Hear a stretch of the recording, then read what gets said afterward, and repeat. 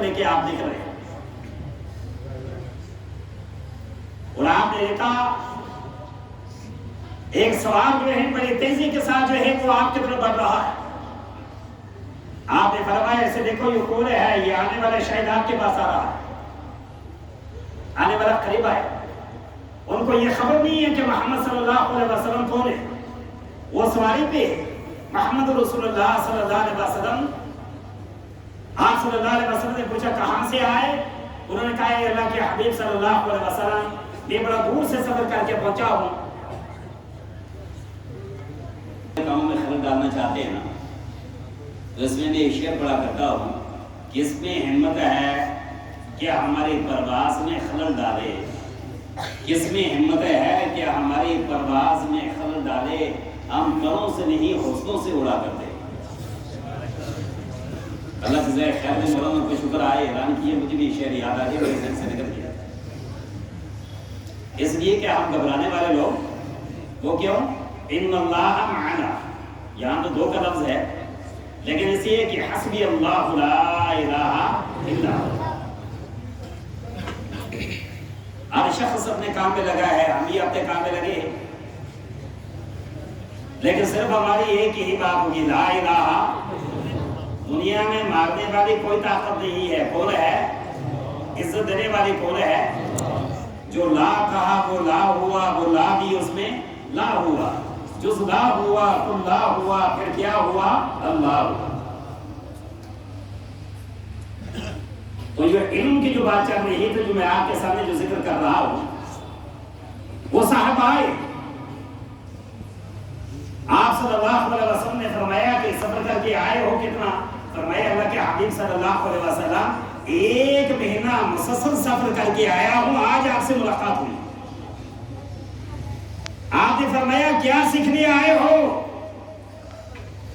اس شخص نے کہا ایمان سیکھنے آیا ہو. محمد رسول اللہ صلی اللہ علیہ وسلم نے ان کو کلمہ پڑھایا. آپ نے فرمایا پڑھو اشہد ان لا الہ الا اللہ واشہد ان محمدا عبدہ ورسولہ.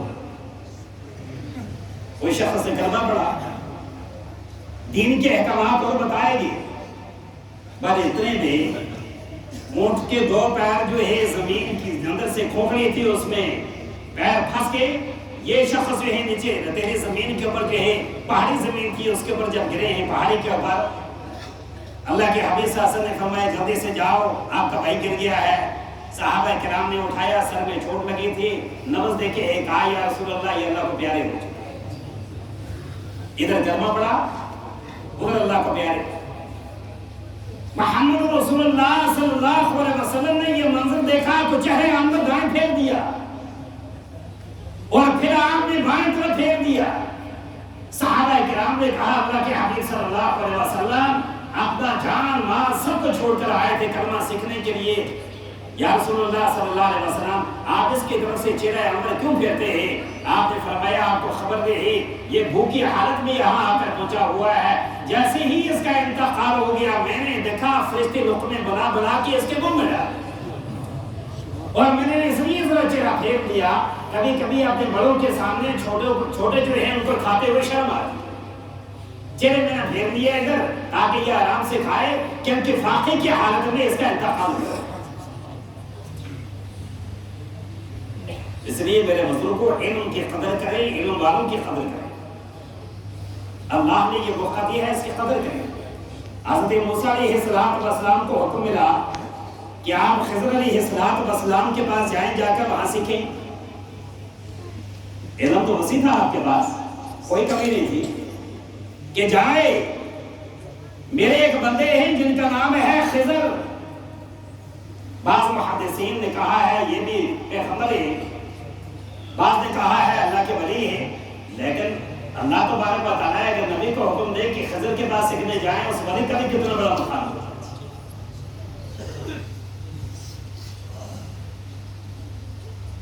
آپ کتنے بجے سے بیٹھے ہوئے ہیں؟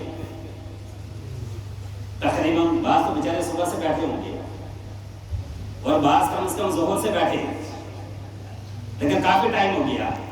آپ میں سے کسی کے دل میں یہ تمنا ہے کہ ہم میں سے ہر شخص کی ملاقات حضرت خضر علیہ السلام سے ہو؟ کسی کی بھی نہیں، سب کی ہے سب کی، تو کریں گے ملاقات؟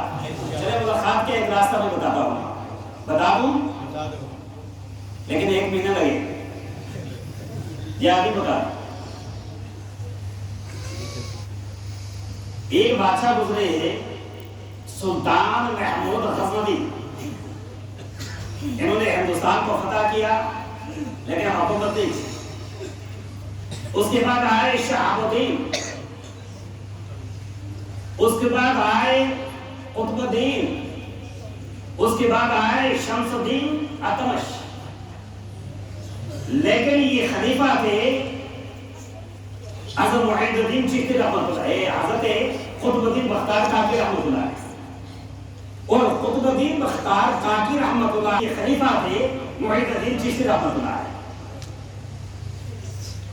سلطان محمود غزنوی بیٹھے ہیں، پارلیمنٹ بیٹھا ہوا ہے، وزیر ہے، سفیر ہے، سب بیٹھے ہیں، کہنے لگے آج میرے دل کے اندر ایک تمنا ہے، شوق ہے۔ وزیروں نے پوچھا وہ کیا تمنا، شوق کیا ہے؟ کہ میرے دل کی تمنا یہ ہے، آپ اسے کوئی پورا کرے گا؟ انہوں نے کہا کیا تمنا ہے؟ کہا تمنا یہ ہے کہ میں حضرت خضر سے ملاقات کرنا چاہتا ہوں، کوئی بندہ ایسا ہے جو خضر سے ملاقات کروائے؟ ایک آدمی کھڑا ہو گیا، اس نے ہاتھ اٹھائے، اس نے کہا یہ فن نہیں جانتا ہوں، ایسا عمل ہے میرے پاس ایسا وظیفہ ہے، اے بادشاہ سلامت، ایسا وظیفہ ہے میرے پاس، جب یہ وظیفہ میں پڑھوں گا آپ کو خضر کے پاس جانے کی ضرورت نہیں ہے، خضر خود آپ کے پاس آئے۔ آپ مجھے بتائیے، آپ جاؤ گے حضرت خضر علیہ السلام کے پاس ملاقات کے لیے، جو انہیں کو بلائے؟ ہم کمزور ہیں نا، ہم تو کہتے ہیں سب کچھ ہمیں آئیں گے، ہم کے ہی نہ جائیں کہ ایسا وظیفہ ہے کسی کے پاس کہ خضر سے ملاقات ہو، یعنی کہ ہے، اور خضر علیہ السلام خود آپ کے پاس آئیں،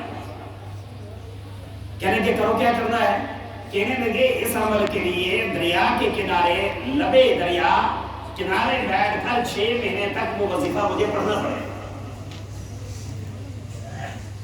سلطان محمود غزنوی نے کہا پڑھو، انہوں نے کہا پڑھ تو لیتا میں، لیکن میرے اہل و عیال کا پیچھے کیا ہوگا؟ 6 مہینے وہ بیچارے کیا کھائیں گے؟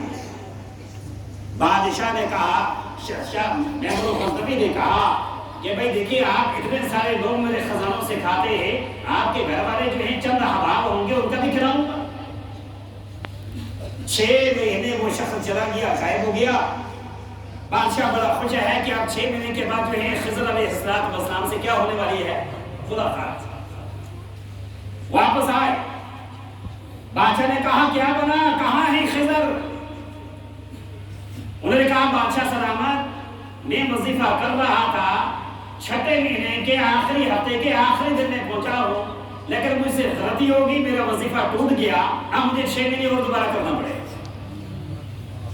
بادشاہ نے کہا کرو، کہنے یہ وہی بات ہے، میرے بال بچے جو ہیں ان کے بارے میں کیا ہوگا، ان کا کھانا پینا، رہن سہن، کپڑے؟ کہنے جیسے پہلے وعدہ کیا تھا، شرط آپ پوری کرو، وعدہ کون کرے گا؟ جیسے بیٹا کہتا ہے نا مجھے سکارپیو چاہیے، یہ کیا ہے؟ بیٹا کہتا ہے مجھے کون سی گاڑی چاہیے؟ سکارپیو۔ تو باپ کہتے ہیں بڑے کھلے انداز سے، نرم مزاج سے، بیٹا شرط آپ پوری کرو، وعدہ میں پورا کرو۔ بیٹا پوچھتا ہے ابا جان شرط کیا ہے؟ کہ میٹرک میں فرسٹ آپ آئیں گے تو سکارپیو ملے گی۔ اب سارا دار مدار کس کے اوپر ہے؟ وعدے والے کے اوپر نہیں ہے، بیٹے کے اوپر ہے، وہ شرط پوری کرے گا تو وعدہ ہوگی۔ 1 سال کے بعد وہ شخص پھر دوبارہ آئے، بادشاہ سلامت نے پوچھا کہ یہ بتائیں کیا بنا؟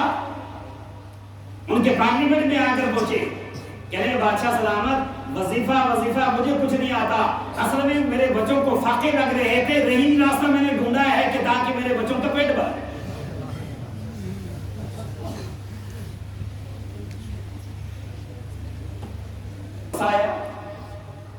اب آپ کسی چھوٹے موٹے آدمی کو اگر دھوکہ دے دیں، اس کو اتنا غصہ آئے گا تو بادشاہ کو نہیں آئے۔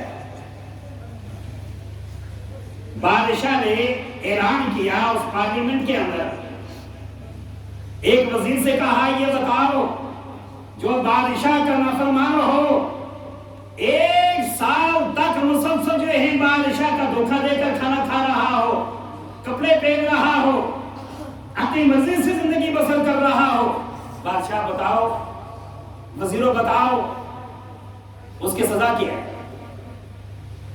جس سے پوچھا اشارہ کر کے اس وزیر نے کہا میرے نزدیک اس کی سزا یہ ہے، تلوار لاؤ، اس کے جسم کے ٹکڑے ٹکڑے کر کے گوشت کی بوٹیاں بوٹیاں بنا کر وہ کتوں کے سامنے ڈال۔